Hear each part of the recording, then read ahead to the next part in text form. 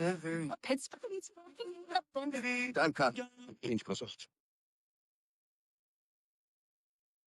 now, fresh off a 30-year break from his life in over-the-air radio, here's the host of the most originally named 15 Years Too Late podcast, JaySapChats.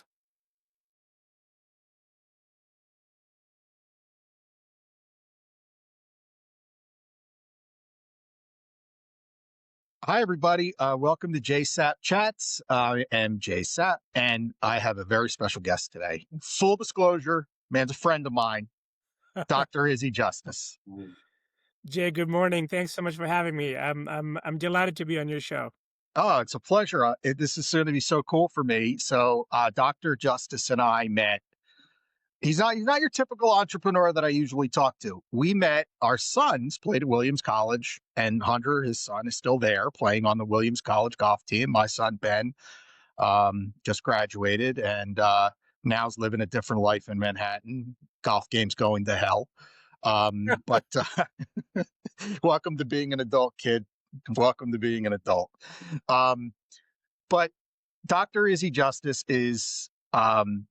you may have seen him on some podcasts recently. He is out sharing a new book that he's written called The Brain Swings Every Club.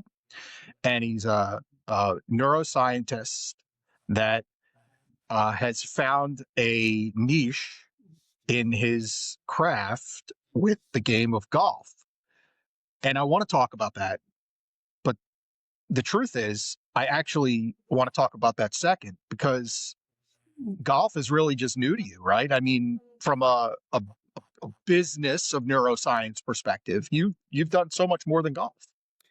Yeah. If I can just go back so that your audience has sort of context, I call my journey to sort of where I am very Forrest Gumpian, and by that I mean, Jay, that the series of just random circumstances that occurred, especially in the last 15 years, that led me to where I am, were just crazy. This was not a master plan. Around 2015-ish, in my view, Jay, our understanding of the human experience fundamentally changed. And the overwhelming majority of the people out there will have no association to that year or to what happened. And Jay, what really happened was, up until then, and let's go back to the beginning of time, whatever anybody thinks that is, we have been trying to understand this thing called the human experience. We've been trying to answer these questions like, why am I here? What is the purpose of my life? And where do I go after I die? And the instrument that we are using to answer that question is the human brain. The instrument that we are using to live is the human brain. The only place where the past and the future comes together is the human brain. Now, Jay, if you think about that, how much do all of us know about our human brain? When a professional golfer, or for that matter, any athlete comes to see me, but let's just stick with golf, Jay, literally one of the first questions that I ask them is, tell me about your driver. Like, describe all the specs of your driver to me. And Jay, guess what?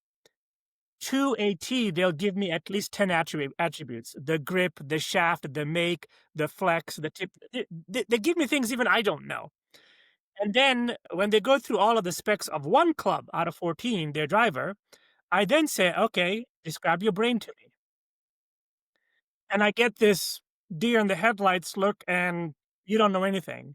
So the one club that you are going to use on every shot, between shots, off the golf course, on the golf course, you know nothing about, yet this driver that you use at the most 10 times around, you know a lot about.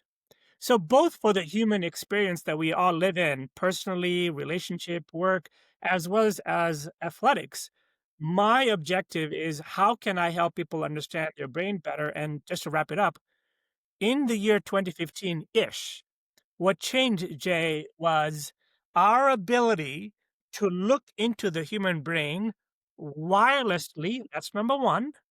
meaning I don't have to have 5 million wires attached to your head and have you be very still and not moving so I can see what's going on in the brain, because that's what MRI scans are and traditional EEG was. But I can not only look into your brain wirelessly, but I can look into your brain functionally. So, Jay, what I mean functionally is as opposed to clinical. So, clinical, I have epilepsy, I have Parkinson's, something's broken, dementia, Alzheimer's, and I'm Mhm. trying to see how can I fix something that's broken.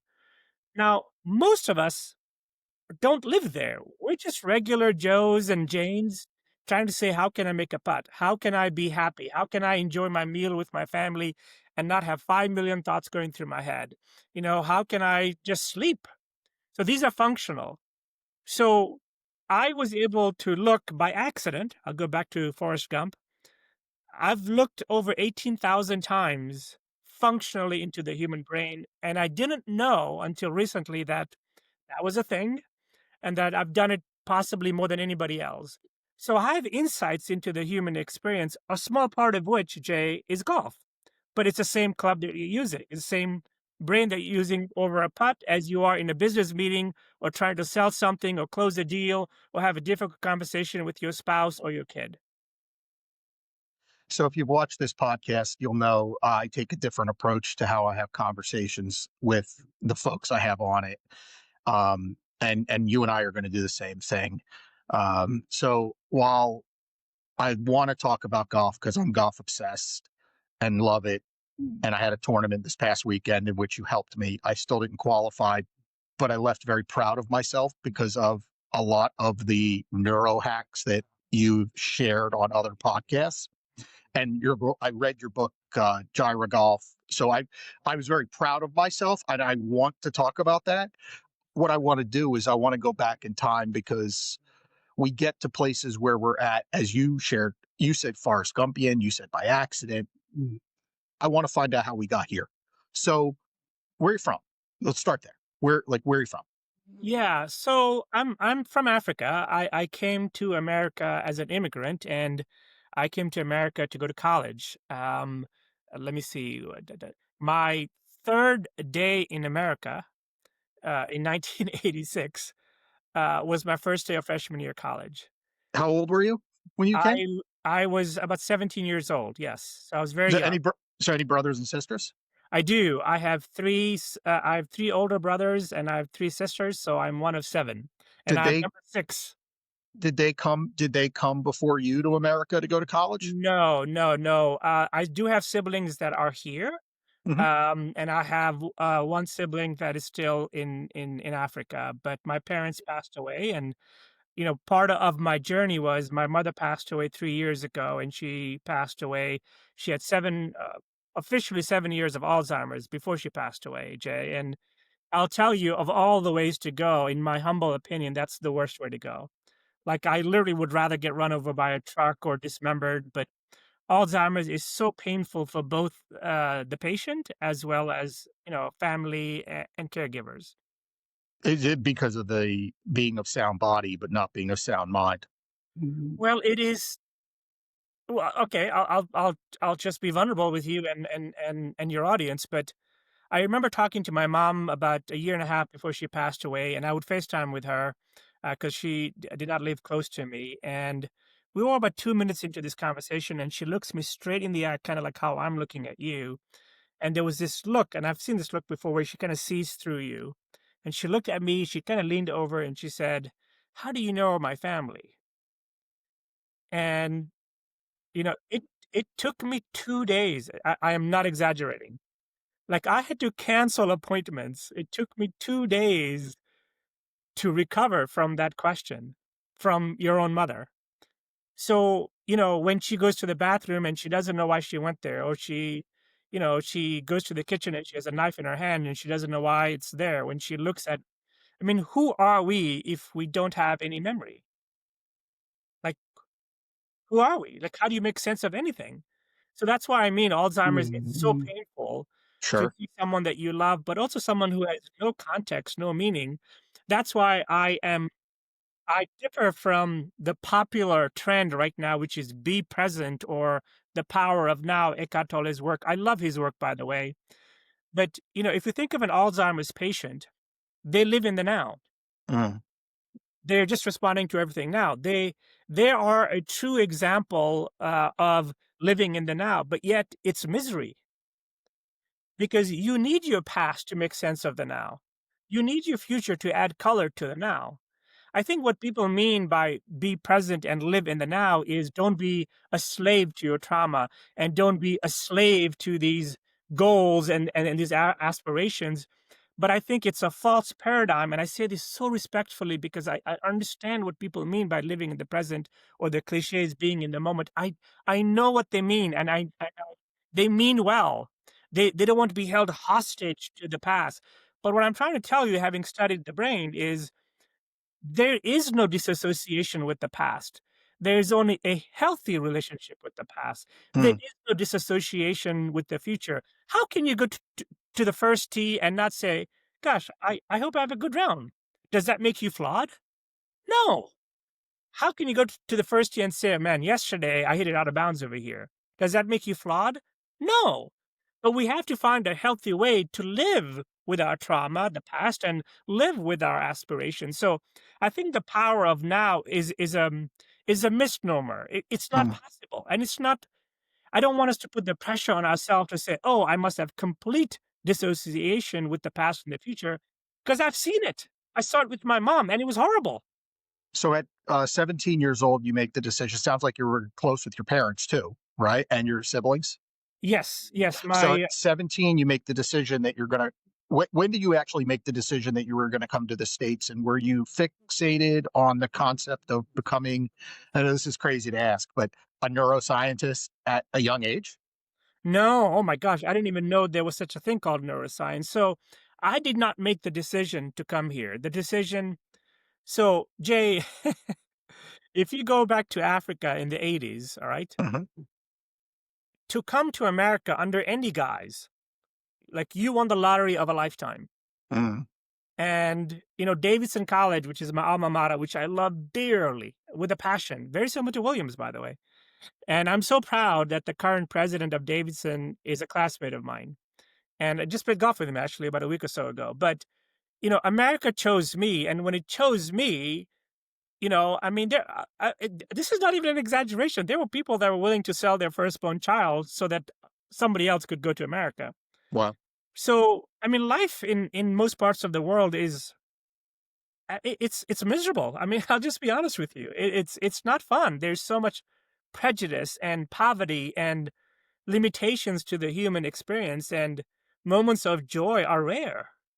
And so, I found out, I think, middle of July via a telegram that Davidson College offered me a scholarship because we had no money. We had no American money. 1986, you find out by telegram. That's literally how you were living in 1986. Not Yes. phone call, not, yeah. No, I mean, there was oh no my really, goodness. there was in 86, there really wasn't a computer. There obviously Yes, wasn't any mobile yes, technology, yes. but a phone call is how a more reasonable society would have No, no, found no, out. no. No, we had no phone. And so, and they You told grew us up that we without a had to phone in your, wait. you grew up without a phone in your house? I grew up without a phone in my house, yes. Even though my father was a medical doctor, but we lived in a hospital. So the hospital, our home, because my father was a doctor, medical doctor, MD, our home was inside the compounds of the hospital. So my dad would walk literally to the wards or the clinics in the hospital. And if there was an emergency, somebody would come knock on your door and your father would go attend with the emergency? Absolutely. Or I can't believe I'm saying this. God, you are bringing up so many memories. Or they would knock on our door. The patient would knock on our door. The patient would knock on your door. Yes. My dad would sometimes get paid with a goat or some chickens. And would he have someone he knew that would butcher it, or would he butcher it? Yeah, I mean, I mean, usually Saturday mornings, we would have, I mean, we had a little fence and we would put stuff there, but we were never wealthy. I mean, we were extremely financially poor, but we were not starving for food. So 17 years old. So 17 years old, you land at Davidson, right? Yes. You're on scholarship, and what's that like? I mean, What's that like at 17? So, like, take me through that emotional experience of being at the college, of this, the newness of a new country and the curriculum and the like. Take me through that. Yeah. I don't even have the words, honestly, Jay, but I'll do my best. Um, Everything was new. The trees were new. The clouds were new. I remember when they picked me up at the airport. So I left Friday night around 10 o'clock.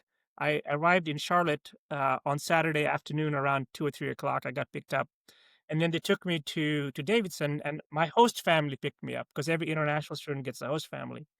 And I got unbelievably lucky that the gentleman that was my host family literally changed my life. Mm. I've written 10 books. All of my 10 books are dedicated to him. My firstborn child, Hunter's older sister, is named after him. But in any event, I remember driving through to his house, and the first thing that I noticed was that no house in this subdivision had a fence. And I remember being shocked, like, wait a minute, like, and I saw some houses where kids' bicycles were in their front yard, and I was like, whoa, whoa, someone's going to steal that. Because in Africa, there's so much crime, and people have walls, and they have barbed wire around their house, and they have 5 locks, and your windows look like jail cells in your homes to protect you. And so when I come to America, like, I remember being just shocked that everything was so open and people were moving freely and people were walking at night. Um, like, that was new to me. The food was new to me. I didn't know there were 10 flavors of milk. In my lifetime, I only had one, and it was milk. I didn't know there was low fat and high fat and whatever it was. I'll tell you a great story. I forgot my toothbrush, if you can believe it. Of all the things to forget, I forgot my toothbrush. So he takes me to this store, my host family, and I get toothbrush and a few other things. And I go to the counter, and there was a teenage girl at the cash register. And I put the toothbrush, and I don't know whether she scanned it or what, but she said 87 cents or something. And I said to her, would you take 50 cents? And she looked at me and like, what? And no, she said, it's 87 cents. And I said, I know, well, but would you take 50? And in Africa growing up, there was no fixed price. You didn't Everything was haggled or bartered. Everything was, yeah, and it's part of the art of shopping is, Yes. well, and that's, I mean, I remember my mom and my dad just like that. It's constant, it's nonstop negotiation. And I remember my host family came, and I was like, I got this, and he was like, no, no, no, no, no, no, it's not how it works here. I said, look, I think I can get it for 50, and he was he was trying to help me not embarrass myself, and I was trying Mm. to convince him, like, "Look, I got this. I know how to do this." But I could tell you a million stories about, my freshman hall. But Jay, just to wrap it up, I am not sure I could have gone to a better place in America than Davidson College. So The where does the current career path, where does science come into your path? Like, what happens that you say, like, okay, we're going to study the brain? so I went through a lot of trauma. I went through a lot of personal trauma in my childhood that I won't get into on this call. I went through a lot of life trauma, secondary trauma, just living there, seeing things that I don't think any child should ever see or do. Um, and because I was the sixth out of seven, I didn't have a voice in my family. Mm. And I was always told to shut up because I was a baby. And my older brothers and my parents, in the evenings back then, we all sat after dinner and just talked. There was nothing else to do, you know? I mean, literally, there was nothing to do.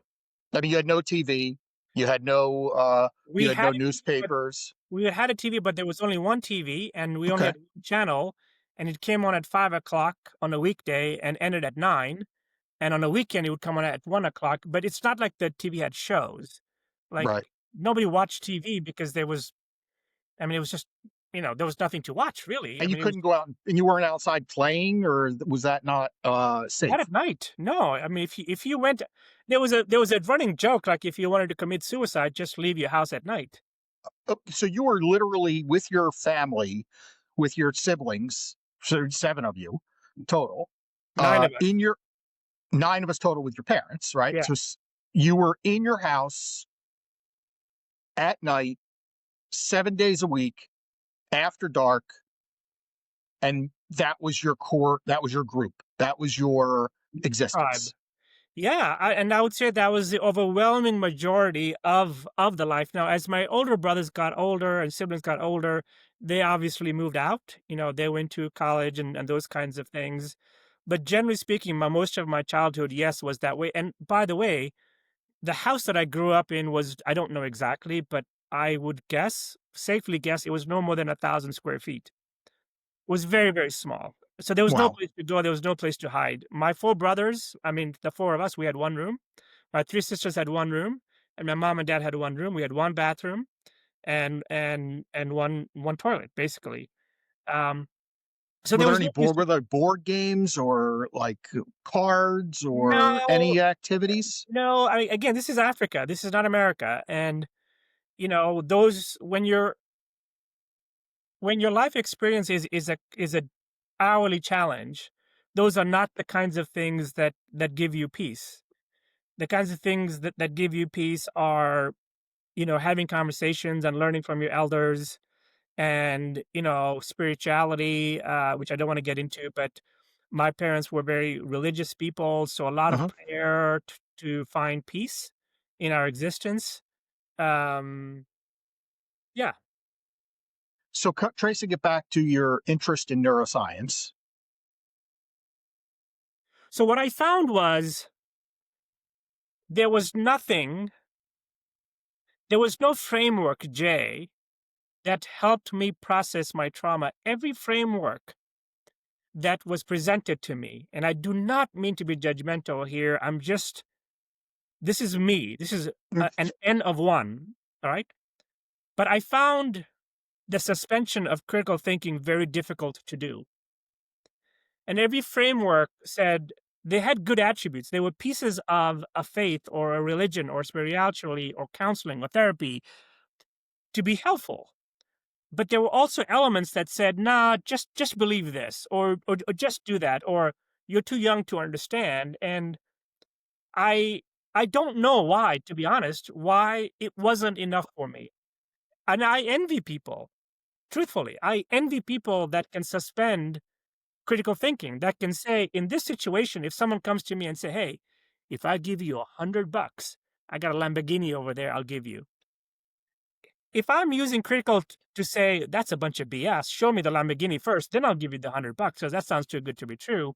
Yes. You need critical thinking for that. Then why would I suspend that same level of critical thinking to something much more important as my well-being and the more difficult questions? So I found neuroscience as the more that I was always searching, I was always searching, I was always searching.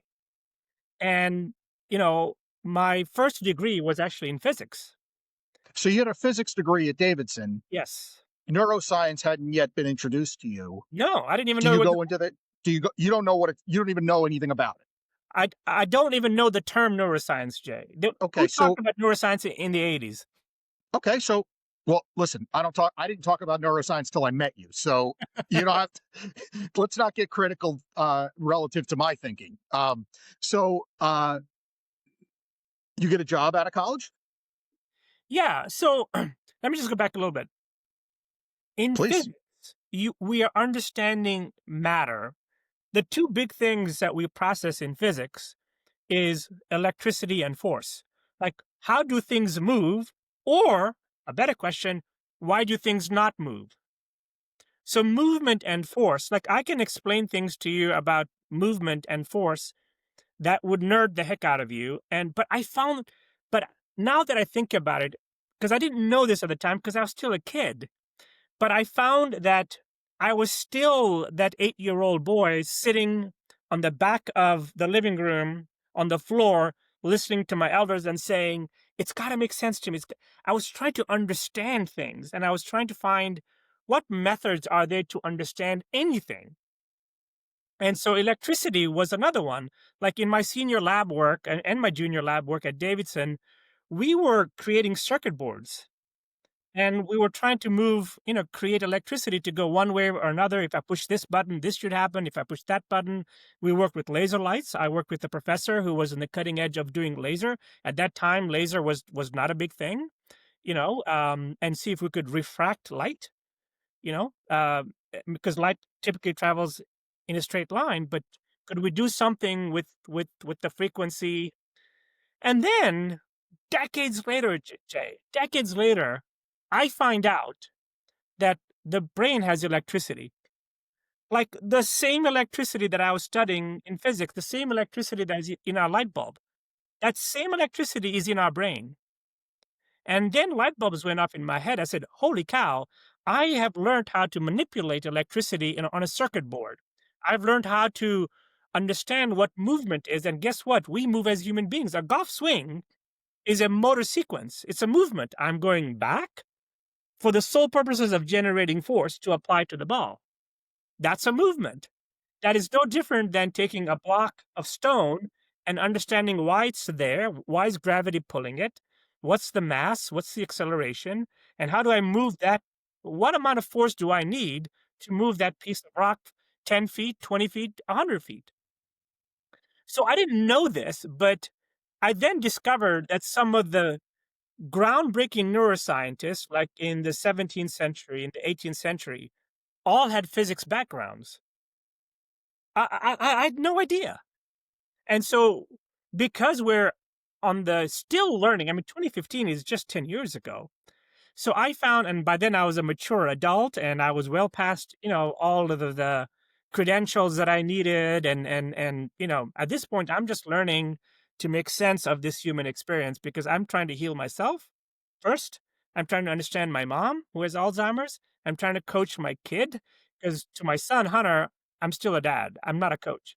Even though PGA Tour guys are coming to my house and staying with me and he sees them and then he sees them on TV next week. So I had some street cred with him. I'm still the dad. I'm still an idiot to him, And so I had to figure out ways to teach Hunter things in a very different way because number one, he's a kid, but two, he's my son. So there was so many things going on, mostly with my mom, mostly with my trauma, raising a kid who wants to be an athlete and trying to figure out, and other clients that I have, trying to figure out how can I use physics, movement, electricity with how the brain works, because now I can look into the brain functionally. I can see what happens before someone makes a putt. I can see when they make it after they make it. So the connection between you and neuroscience existed solely because in the beginning, because you realized that electricity, right? The connection was electricity. And like, how did that connect with like where you were in physics, right? Like your first job, like your jobs were in the realm of physics. You were consulting. No. So I then went to engineering school and I got a civil engineering Bachelor of Science, which again was building things, constructing things. Then I got an MBA.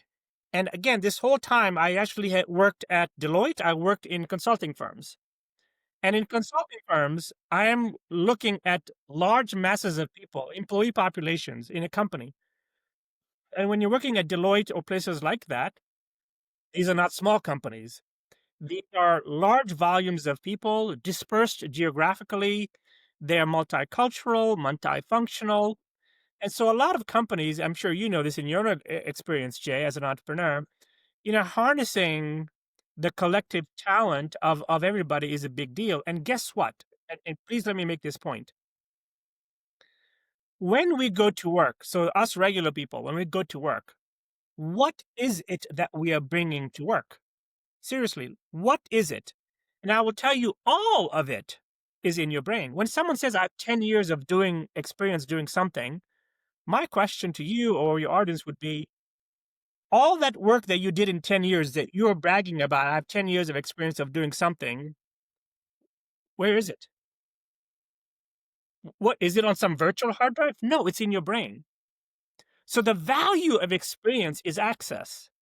When I'm doing a project or a customer asks me a question or I have a problem to solve or I have to innovate around something, I need to be able to access a book that I read 5 years ago, a conversation that I did 10 years ago, a project that I did, a random thing. It's an access issue, and our brains are so noisy right now. So if you look at Dr. Daniel Amen's work, and he's done about 80,000 scans, I've done about 18,000 scans, but all of us neuroscientists have relatively the same data, which is that today, the average EEG, so EEG is the volume of electricity in the brain of a normal person, Jay, is the equivalent of a schizophrenic patient from the 1950s. And that's because of these guys. Like, we are constantly consuming stimulation. There's never been a generation of human beings that have ever walked on planet Earth that have this much stimuli and this much constant stimuli. Like, if you have a free moment, if any human being has a free moment, what are you doing with the free moment? You just pick it up, They grab their phone. grab the phone. And so the brain has to consume that constant stimuli. And so you're creating noise. And when you have that much noise, you don't have access to that experience. So I tell people in the workplace when I speak at conferences, like, everyone is turning themselves into a rookie. We're all diluting the value of our creativity, our innovation, our imagination, because it's so much harder for the brain to go retrieve those memories that are connected to the current moment, so I can have that epiphany, that I can have that brilliant idea, or that I can be calm over a putt. It's much harder. So just to wrap up, I tell people on other podcasts, it has never been easier, Jay, to be physically healthy. The amount of wearables and habits and protocols and diets that are out there to be physically healthy has never been more available. At the same time, it has never been harder to be mentally healthy. So all these massive gains of efficiency and knowledge that we're getting from technology, we are completely diluting because our brains are just saturated and noises. So as a leader, I know you work with a lot of CEOs. I always tell business people that your number one objective ought to be, how can I lower the noise of my employees? If I lower the noise of what's in the brain of my employees, they themselves will have more access to what is in their brain, their experience, their imagination, their creativity, their problem-solving skills, their collaborative skills, their core values. All those things that we want in employees, they're in our brain. But when it's crowded and busy, it's hard to access them. So we don't have a skill issue, we have an access issue. That's super interesting. And I want to get to some of the discussion around the brain, because why would I not? I mean, your wisdom and knowledge is on the cutting edge of the world right now. But I want to do it in a little different format. So just going back for one moment, my guest is Dr. Izzy Justice. Dr. Justice works with PGA Tour players and all forms of professional athletes, names you know. I greatly respect you because you don't dally those about to sell books, which I find to be, it's one thing for me as a business owner. Like, by the way, I did this for years. Like, the Patriots were clients of mine for years. 10 years, the Patriots were clients of mine. I never posted it on social media. Finally, they came to me and they said, listen, like, post these pictures on social media. It'll help your business. And I did, because the Patriots told me that I should and could. But I greatly respect that you don't, these people pay you. Yeah. And they pay you, trust you, and you're their doctor, and you're their doctor of their mind and their brain. Like, the fact that you don't do that, you'd sell 1,000 times more books if you did. I would, yes. Well, it's not just first of all, thank you.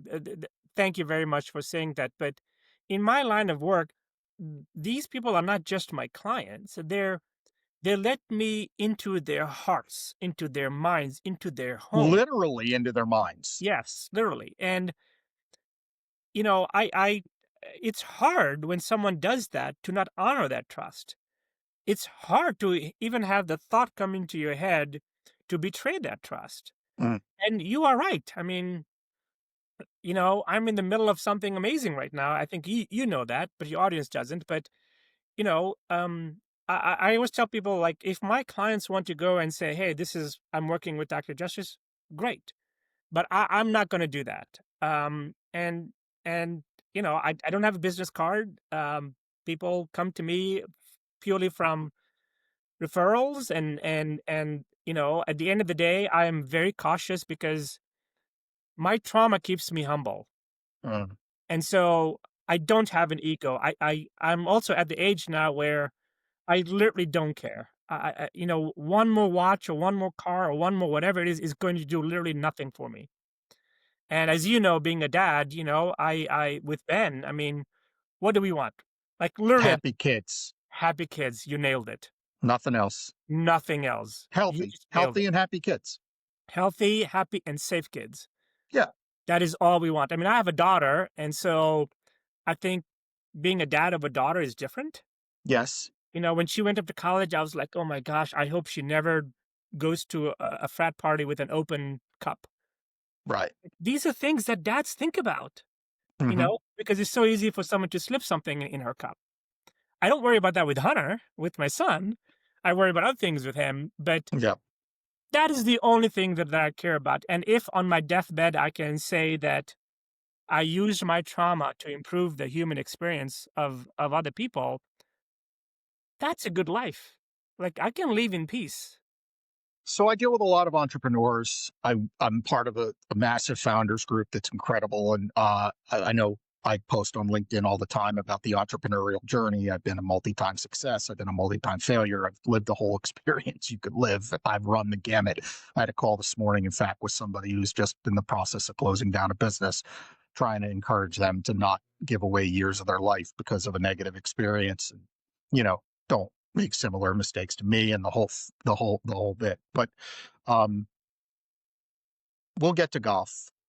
But how can the golf tips and how can the practices that you incorporate in the world of golf relative to the brain and making the brain like take the electricity level down? How does that come into a play for a founder of a business or for a CEO or for a small business owner? Like how you didn't always study golf. It wasn't like you didn't start with golf. You started with life. Yes, I started with life, and then it was the workplace, and then athlete came third. Yeah. So that So was take me through the mindset of like, I'm a business owner, right? I have good things, I have bad things. Like, how does the neuroscience that you practice, how does it come into play for me, not standing over a putt, but going through my day? yeah. Okay. So as an entrepreneur, and I am one myself, as Yes. an entrepreneur, I will tell you by far and away, in my humble opinion, there is not even a close second. The most important thing that you have to take care of on a daily basis is your brain. Because an entrepreneur, you do not have the safety net of a big company. In a big company, you can lose a quarter. You can lose a few $1,000,000 or a few $1,000s or a few $1,000,000,000.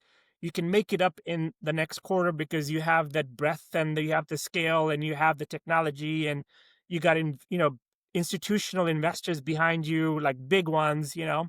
But as an entrepreneur, you have to constantly mutate. You have to morph. You got to listen to your customers and to your clients. You got to say what's working, what's not working, and you got to make very difficult decisions. All of that is cognitive.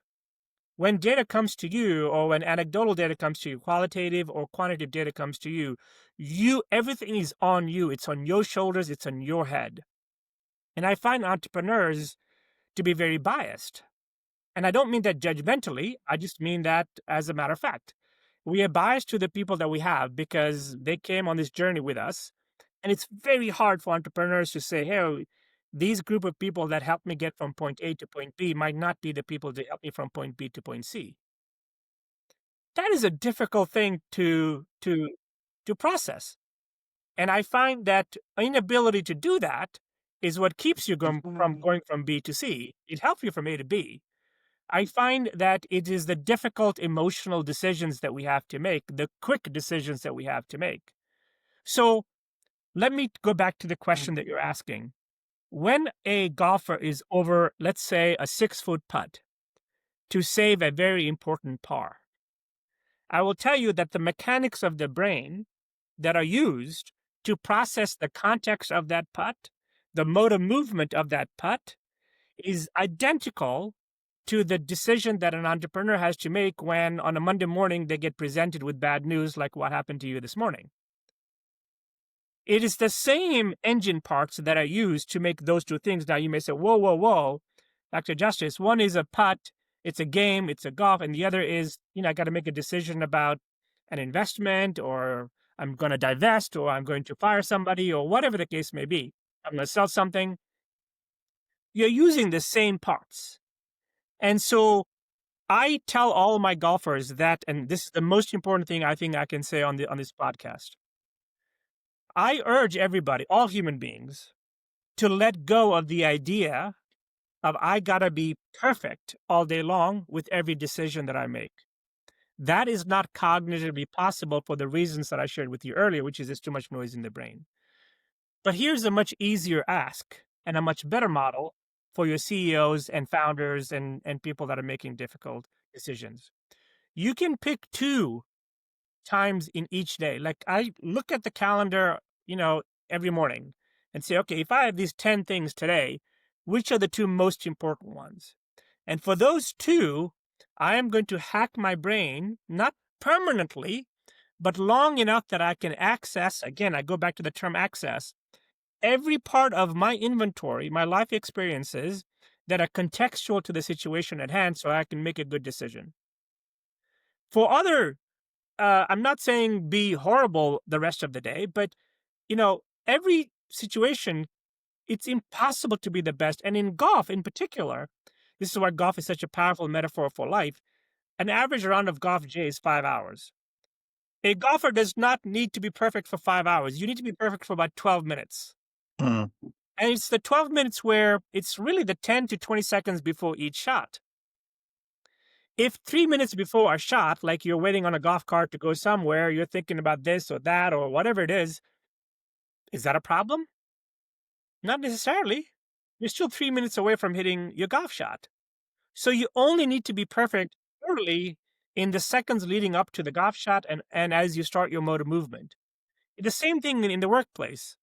We have got to be much more disciplined about picking the times in the day. And I tell people, pick the 2 most important events of the day, the Zoom call, the meeting, the sales pitch, only 2, not more than 2. And in the seconds or minutes leading up to that, let's say it's 10 o'clock and 2 o'clock. 10 o'clock today and 2 o'clock today, I got 2 really important calls. I have others throughout the day, but those are the most important ones. Well, in the minutes leading up to 10 o'clock and the minutes leading up to 2 o'clock, that's when I'm going to go hack my brain. I'm going to clear my brain. I'm going to do these things that I can take a few seconds to clean my brain up so that when the 10 o'clock starts and 2 o'clock starts, I can access my inventory. I can say the right things. I can be calm. I can be smile. My verbal and my nonverbal are exactly the right. It's my best version. So I know what your hacks are, or a few of them, relative to golf, because I practiced them over the weekend in my event, right? But what are those hacks in business? Are they the same hacks? They're the exact same hacks. So, for example, I am sitting and I'm looking at my laptop. I'm going to raise my hands, okay? So, look. Yes. In my hand, the whole time that we're talking, is this brain. It's a squish ball. Yes. All right. That's So that's an homage to the fact that I'm in the promotional space. I very much appreciate that. There you go. Thank you, Dr. Justice. Maybe you and I can do a little business around this. I feel like it's a plug. That's an amazing. Thank you very much for the endorsement. Thank you. Absolutely. No, I think you are in the business where you can change the world because we need more things. So this is sensory input. So every higher human experience basically is an amplification of sensory input. So the whole time that we're talking, I use this. This is what I use, right? So I use this, and then I have this coin, and I will sit here and I will in one hand, I will just flip this coin over and over and over and over. Yes. So it's not just flipping the coin, it's your fingers, again, motor movement. Your fingers are trying to coordinate something, right? And I always tell people a conscious effort to do one thing is a subconscious effort to not do something else. So by feeling my hands and squeezing this gently as I'm talking to you, I am suspending what I have to do after this call. I'm suspending, the bogey that I made yesterday on hole 8 when I was playing on Sunday, because that's still playing in my head because it was such a silly bogey, right? So when we engage our senses, and these are just one examples, and I think the one that you used was where I have you count till 10 super fast. Yes. And then I have you go from 10 back to 9 super slow. Like that is something that you can do. Like if I'm talking, I can't do that. But if I'm now quiet and I'm listening to you talk, in my mind, I can do that. So these list of neurohacks is what, I've created by looking into the brains virtually and saying, okay, how can I get the brain? It started off with athletes. How can I get my golfer in the 30 seconds before he or she is about to make a putt to bring that electricity down? So two things can happen. Number one, I amplify sensory input. So now I really feel my grip pressure. I really feel the weight of my putter head. And I really know how far I've gone. And my awareness of force, again, physics background, the force that I'm applying on that putt is exactly what I want it to be. Because if the frequency is high, I may think I hit a good putt exactly like I want to, and then suddenly I've hit it 5 feet by. I didn't mean to, but so we compromise our sense of scale and force because electricity is too high. So when I read Gyro Golf, you didn't, by the way, I bought it. You didn't know I bought it. The first time I met you, I told you I read it. I did it because my son was on the team with your son, and I found it to be fascinating. The biggest surprise for me was the concept of turn your brain off, and the fact that you just think that is the most nonsensical thing you could ever hear. Yes. So yeah. Let me explain that. I love that. Yeah. So when I ask people to describe any human activity, performance, non-performance, that they were their best or that they really enjoyed, one of the attributes, one of the most common attributes that I hear back to that question is, I really wasn't thinking about much. But I need to explain that because it's not so much that they were not thinking, it's more that they were thinking about the right things. When you think about the right things, it feels like you're not thinking because that's the baseline. When we think about the wrong things, that's what feels like I'm overthinking something. But the brain is never not thinking. Even when you're sleeping, it's thinking. The brain never shuts off. There are 11 million neurons that are firing per second. So the concept of turn your brain off is moronic. Yeah. Doesn't exist. The spirit of that is fair. Sure. You're trying to say, no, I want to be present. But really what they're saying is that I want to have my senses amplified. So I'm just going to go back to your original book, which I read first. And you talk about the engagement of your 5 senses. Yes. And the 5 senses engagement was the first hack that I've ever done on the golf course that you brought into play. Yes, the 5S, yes. And one of them so I'd love you to talk about that. For me, the one that has triggered the most is the listening sense. But what is it about turning on your senses that cues your brain levels to take the megahertz down and give you a better opportunity to make better decisions or succeed? And Can that be practiced in business as well as golf? Absolutely. All right. So let me ask you 2 questions. So we'll start with golf and then we'll switch it to the business side. Okay, Jay? Okay. Yeah, right. Sure. If you have a swing thought and the swing thought says, hey, make sure that your right elbow is tucked in your backswing. All right. So that is a swing thought. Yes. Now, I want you to imagine how that thought came to your conscious. Number one, it came to your conscious because you probably did something bad or wrong or not good, and so you're trying to prevent that. Correct? Yes. So when you have a swing thought, you are retrieving a whole bunch of reasons why you need to have that swing thought, and so the brain spikes. I've measured this in every sport. Okay, now compare that to, there's a tree out there in the fairway, on the left side of the fairway. I'm going to fade my ball off of that tree, right? What is the history of that tree? What did that tree ever do to you? What is the inventory behind that tree? None. Nothing. Nothing. So sensory, like if I'm listening to something like a song or a bird's chirping or the wind, what did bird chirpings ever do to you? What did the wind ever do to you? Nothing. Right? So sensory input, by definition, because your sensory input is right now, it's the present moment. Yeah, it's judgment agnostic. It's correct, because you're listening to something, feeling something, tasting something, seeing something. It's really in this moment. And so the frequency is low because it's not bringing with it this baggage of inventory. Inventory, good or bad. Like you might say, tuck your right elbow in because you hit a good shot with your right elbow in. Your theory, or not theory, but your practice says any information in that context causes your brain to spike, and any spike is a bad spike. Yeah, and so this was one of the surprise findings. Like even I didn't know this. Like even the first time, a few times this happened, I was like, this cannot be right. Like I even found that good thoughts, like someone over a putt saying, I'm going to make this, is a spike.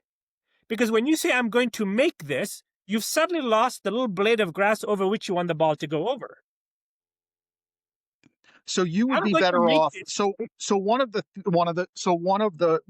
hacks is to engage your senses.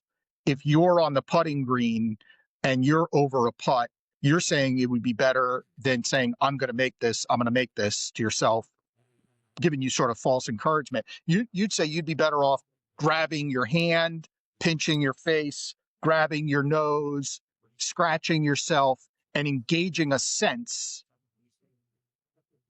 rather than making that comment and engaging your brain, because you're going to go lower versus higher in your frequency in your brain. Yes, and I think, again, in that specific situation of a putt, I'd rather that you use your eyes to get that target clear in your brain. So I'll give you an example.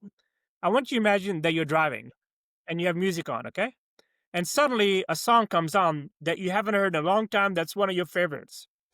What would most people do? You'd quickly go there and turn it up, right? So you're amplifying that auditory stimulation, are you not? Yes. Okay. So in critical moments for athletic performance, when you're over a putt, I want you to turn up the visual input. So see the blade of grass that's just on the edge of the cup that you want to see the ball. I wanted that visual input to be, quote unquote, loud in your brain. And I could think about that blade of grass while I'm taking my stroke as loud as I want. That's exactly what I want you to do. Oh, interesting. Now, so to me, I'm going to make this putt is a byproduct. It is not the goal. When that blade of grass is amplified in your brain, in your visual cortex, the byproduct of that amplification, that sensory amplification, is what people think, oh, I'm going to make this. So after someone makes a putt, they might say, I knew I was going to make it. But I promise you, over the ball, they were not thinking, I'm going to make it. They were thinking, I see exactly where this ball is going to go.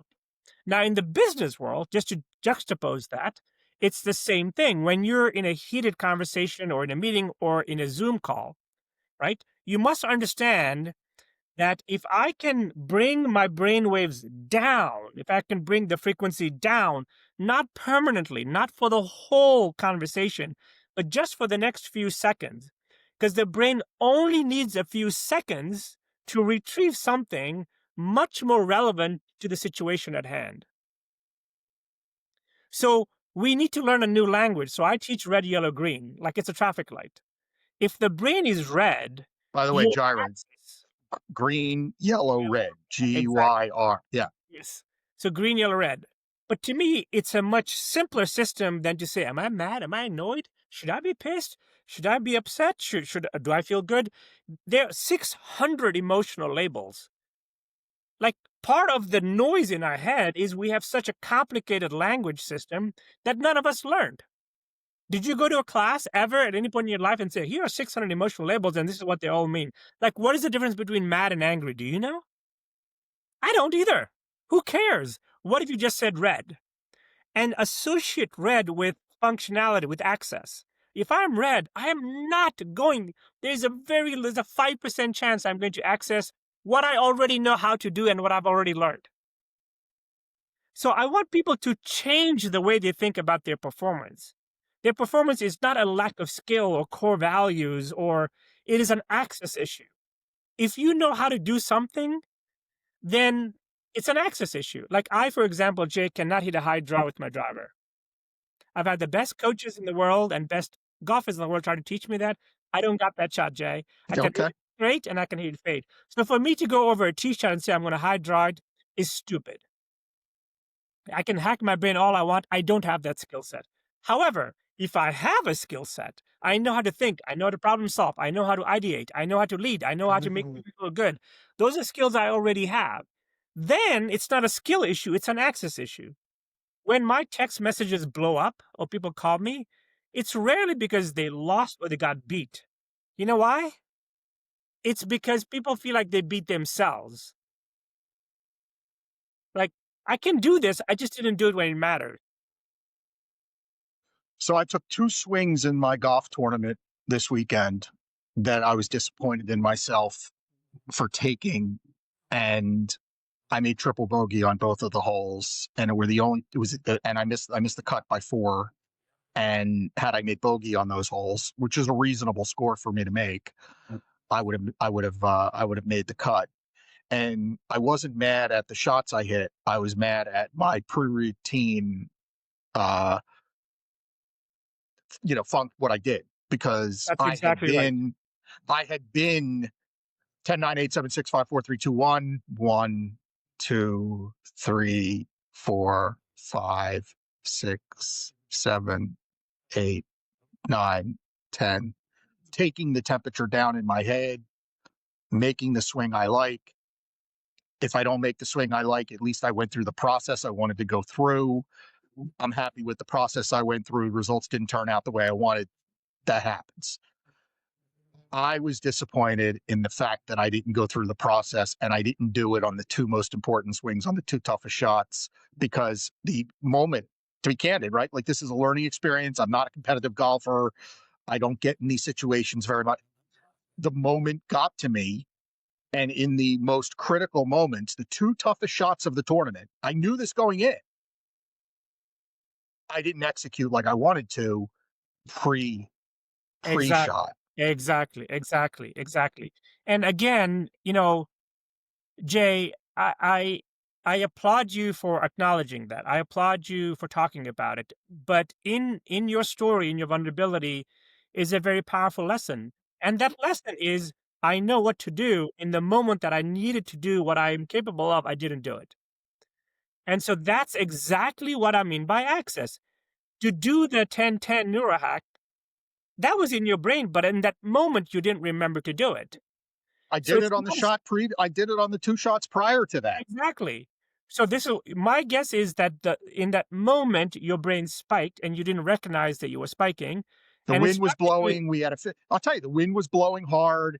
It's a shot over water. I had a 15-minute delay because it's a hard hole, and the group prior to us had a lost ball. I know exactly what happened. And yes. You wasted that wait time. That wait time could have, but here's a lesson. So my wish for you is that do not let those 2 triple bogeys live in your brain. Those 2 triple bogeys cannot be the final chapter of your round.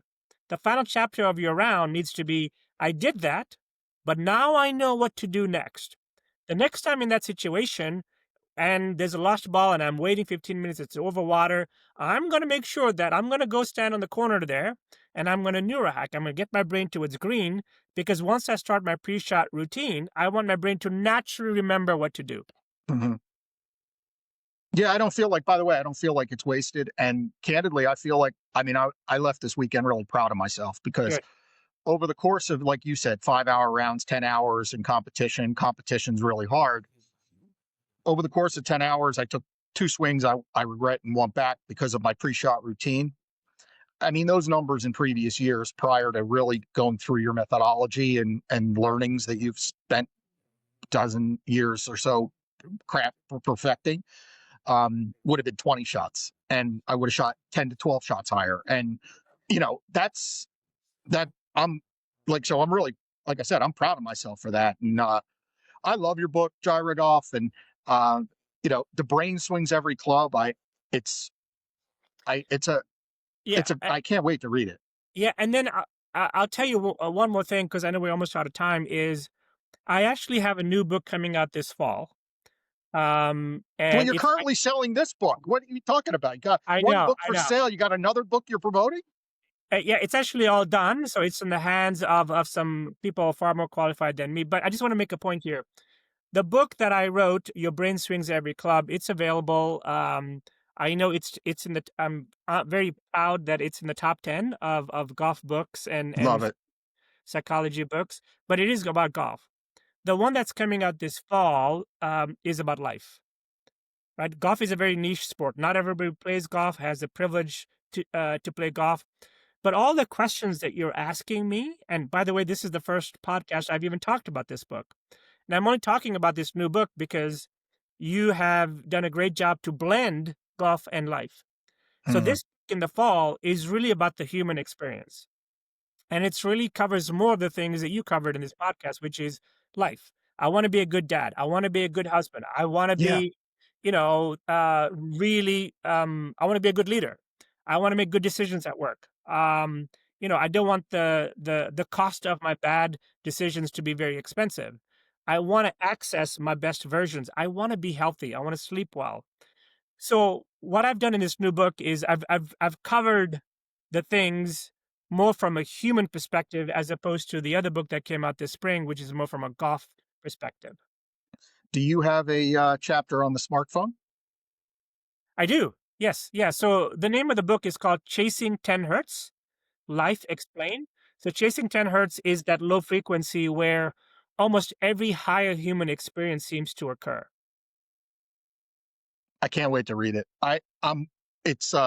You're right. I use golf as metaphorically towards life. And I find what you discuss and your, expertise to be far more, I don't mean this derogatory, I take this the right way. I find what you talk about to be far more interesting relative to leading a happy, enjoyable life than playing good golf. I want to play good golf. I want to shoot lower scores. And yeah, I get it. Like, it is a passion and hobby of mine deeply. But yeah, I mean, listen, if you 180 hours or so in a week, right? 24 times, so 168 in a week. And what am I on the golf course? 10? Give me the other 158. Yeah. And that's the goal. That's right. That's right. Again, I would ask you and your audience, it is too much of an ask to be perfect those entire times. It is a far more reasonable ask and a more effective ask to say, what are the 2 times each day that I got to be my best version? At work or at home. Maybe on a Tuesday, it's a date night with your spouse. When I'm there with my spouse, I want to laugh. I want to enjoy. I want to recall memories. I want to, whatever it is. Or on a Thursday, it's I got 2 big sales deals I got to close. It's a far more reasonable ask of self to say, I need to have the discipline to pick the 2 times each day that I need to be the best version of myself. And in those moments, I will do everything before and during to be the best version of myself. I find people eventually become, because nothing destroys your brain more than not doing what you're capable of doing when you need to. Whether it's the golf shot or a business meeting where you did all this prep work and then you go to the meeting and you forgot. That's demoralizing. Conversely, if the best version of yourself comes out when it needs to, that's confidence. Now you I can love it. now you can do the rest of the day with low frequency. So that's why I really encourage your audience, again, for like the 20th time, think of only 2 times a day.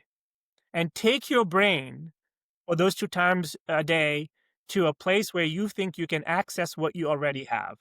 That is a reasonable ask for your wellness and for your performance. And just so everybody understands, the reason I didn't get deeply into what the neurohacks were, we talked about a couple of them. We had a few, here and there, but on a lot of the podcasts that you've gone on, you've done tons of these neurohacks. They're also in your book, The Brain Swings Every Club. There's an app out there as well. Do you have an app that? Yeah, it's called Neuro 580. Neuro 580. Neuro 580. Yeah, We'll put that. We'll put that in. We'll put that in the link. We'll put the link to buy the book. You're really helping people, and emotionally, me. I've like I said, I know I did it without you knowing, but it was such an easy read for me and such an easy concept. Like, I'll tell you the one thing that I'm going to tell you, your best skill is actually not. It's actually not neuroscience.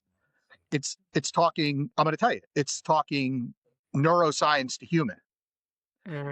You put green, yellow, red, right?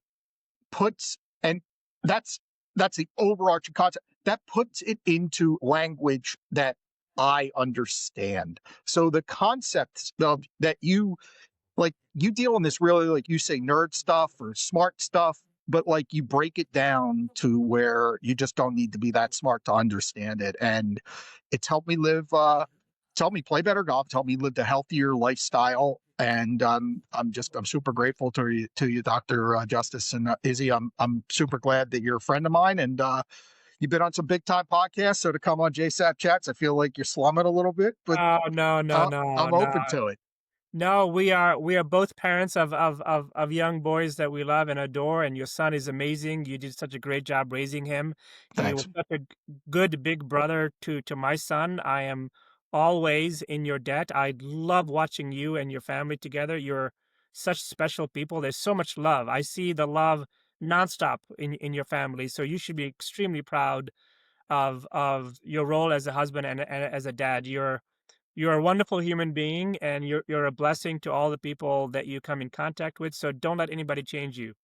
Yeah, that might be the clip that we show on LinkedIn over and over and over and over again. You got it. Don't make me cry. Listen, don't make me cry over here. You're a good man. Dr. Izzy Justice, thank you so much for joining me. You got it.